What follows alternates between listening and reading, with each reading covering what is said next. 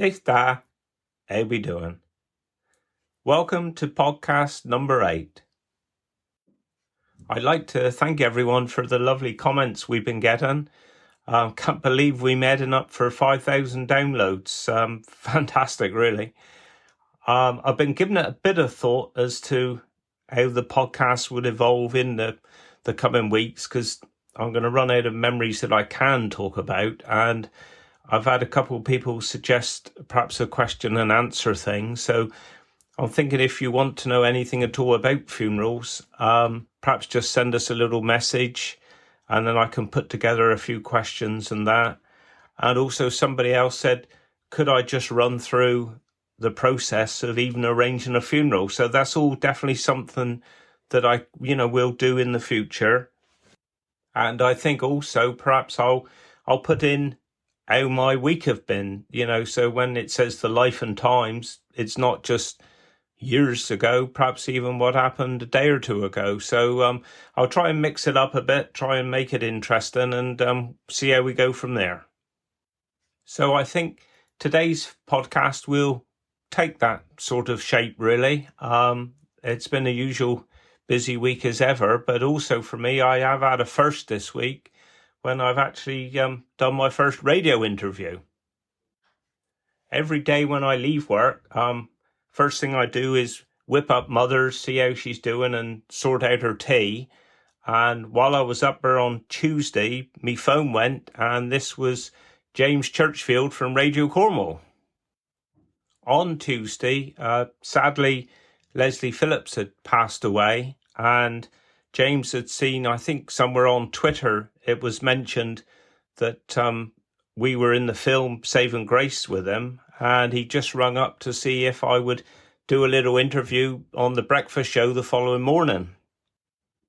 Initially, I was a little bit hesitant, being the shy sort of chap that I am, but I said to him, well, perhaps I could do it, but there was a bit of a problem because the following morning, I had 2 early funerals, and when I say early, I mean I had 2 funerals before 8:30 in the morning, and so he come back to me and said, how about 6:45 on the radio? So I thought, yep, okay, we'll go for that.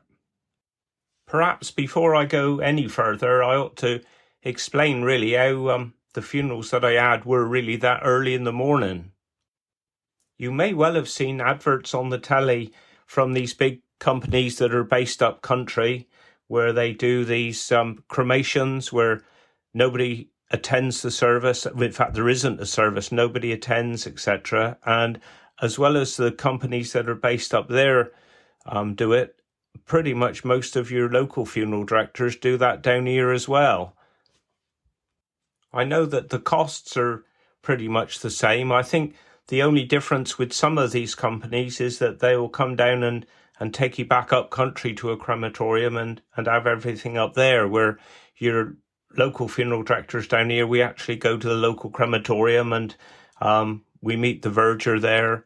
We go with our hearse and take the coffin in, and then the cremation takes place, and then we get the ashes back the following day. I must admit, I never really thought that this funeral or type of funeral would become quite as popular as it has, but I think that COVID and the restrictions that we had initially did speed up the increase of this type of funeral, and I would say on average we do 2 to 3 funerals like this every week. Another option where we use these early morning direct cremation slots at the crematorium is where the family have actually had a traditional funeral the day before, either in a church or sometimes at our funeral home, at our chapel. And then once the funeral has taken place, we then bring the coffin back to our place, or if the service has taken place in our chapel, we look after it there. The family then all go to the wake. The committal has taken place there at the church or our chapel, so that then the following morning we just go with the coffin again straight to the crematorium.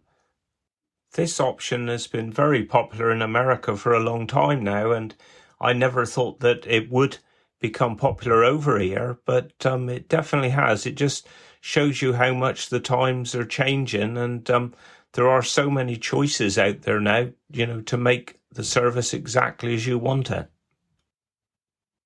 Another option, early morning, not quite so early, this is the 9 o'clock service time, is where you are allowed 10 minutes in the chapel with up to about a dozen people there, where you can have pieces of music played.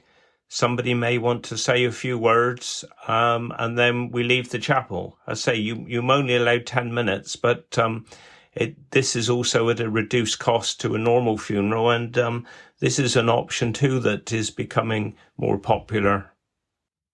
So now that I've explained what I was actually doing early in the morning, we'll get back to James Churchfield.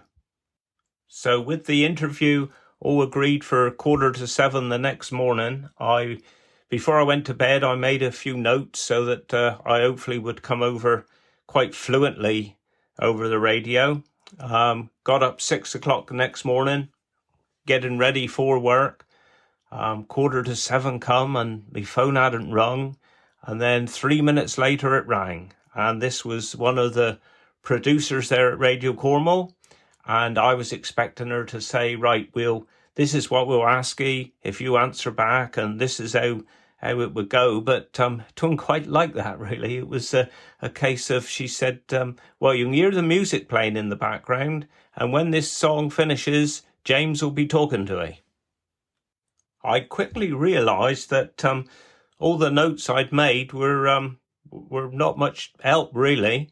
The interview went pretty good. I must admit, early on there was a lot of ums and ahs and that, but it seemed to go well, and I did the interview and then headed off to work. They then repeated the interview again, I think, an hour later, and for the rest of the day my phone was pinging all the time with messages, people sending in they'd heard it, and we had a service at Lanidrock in the afternoon, and people were coming in church there saying they'd heard it too. So I think it did go down very well. I think the other event that sticks in my mind this week happened, it was about an hour or so before a service in church.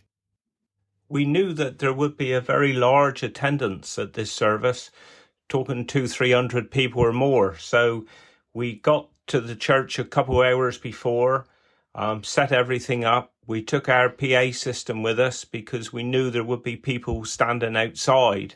And my usual sound engineer, Phil Trevina, well, he was on holiday all week. So this time I had his very young apprentice, Mike Ford. He came and helped set everything up. When everything was sorted, Mike went outside with John Moon and Neil, just to get people to sign cards as they arrived. And Days, she popped outside for something too. And the first couple arrived in church, and we were there talking away. And the lady said to me, do you have to be religious to be a funeral director? And I said no. And at that split second, when I said that, the music started playing. And it was quite spooky, really, because there was nobody else in the church. There was no remote control.